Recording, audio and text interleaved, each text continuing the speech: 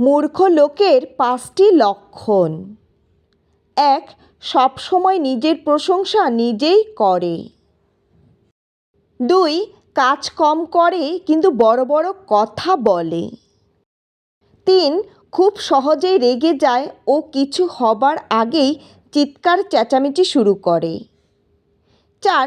সব কিছু শোনার সাথে সাথেই বিশ্বাস করে বসে, সত্যি জানার চেষ্টা করে না। 5. ভুল থেকে শিক্ষা না নিয়ে একই ভুল বারবার করে। মানুষ যদি নিজের মনকে নিয়ন্ত্রণ করতে পারত তাহলে পৃথিবীতে কষ্ট বলে কিছু থাকতো না। ক্ষত শুকিয়ে যায়, দাগ থেকে যায়, রাগ শেষ হয়ে যায়, তবে রাগের মাথায় দেওয়া আঘাত চিরদিন রয়ে যায়। কিছু কিছু মানুষ ঘৃণারও অযোগ্য, তাদের ঘৃণা করতেও ঘৃণা হয়। যদি তোমার শত্রুর সাথে তোমার বন্ধুকে ওঠা বসা করতে দেখো তাহলে জেনে রাখো তোমার শত্রু একজন প্রকাশ্য, অন্যজন গোপনে।